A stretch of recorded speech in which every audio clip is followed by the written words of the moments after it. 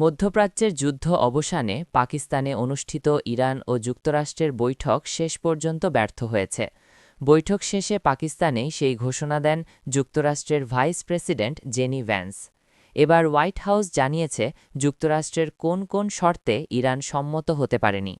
White হাউসের এক কর্মকর্তার বরাত দিয়ে ১২ এপ্রিল সিএনএনের এক প্রতিবেদনে জানানো হয়, প্রেসিডেন্ট ডোনাল্ড ট্রাম্প ইরানের জন্য যেসব শর্ত নির্ধারণ করেছেন তার মধ্যে অন্যতম হচ্ছে ইউরেনিয়াম সমৃদ্ধকরণ সম্পূর্ণ বন্ধ করা, প্রধান পারমাণবিক সমৃদ্ধকরণ স্থাপনাগুলো ভেঙে দেওয়া, হামাস, হিজবুল্লাহ ও হুতি বিদ্রোহীদের মতো প্রক্সি গোষ্ঠীগুলোর জন্য অর্থায়ন বন্ধ করা।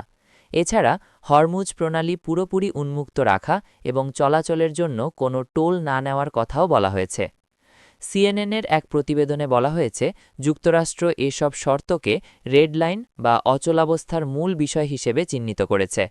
মার্কিন প্রশাসনের দাবি, এসব শর্তের অনেকগুলোই ইরান আগেও প্রত্যাখ্যান করেছে। ৬ সপ্তাহের যুদ্ধের পরও তেহরান তার কঠোর অবস্থান বজায় রেখেছে।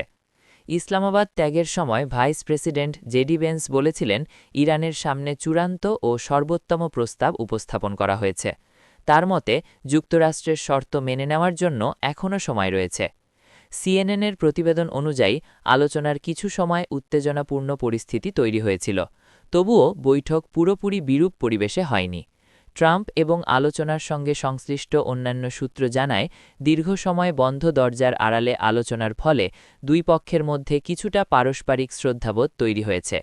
তবে যুক্তরাষ্ট্রের বেশ কিছু দাবির প্রতি ইরানের আগের আপত্তির কারণে তেহরান শীঘ্রই ট্রাম্পের শর্ত মেনে নেবে কিনা তা এখনও অনিশ্চিত। হরমুজ প্রণালী কার্যত বন্ধ থাকায় ইরান বৈঠকে বেশ প্রভাব নিয়ে আলোচনা করেছে।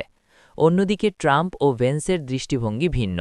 তাদের মতে, কয়েক সপ্তাহের যুদ্ধে ইরান দুর্বল হয়ে পড়েছে এবং আগের আপত্তি সত্ত্বেও এখন তাদের শর্ত মেনে নেওয়ায় ইরানের জন্য বুদ্ধিমানের কাজ হবে। প্রণালীতে মার্কিন নৌ অবরোধ ঘোষণাকেও তেহরান চাপ সৃষ্টির কৌশল হিসেবে দেখছে।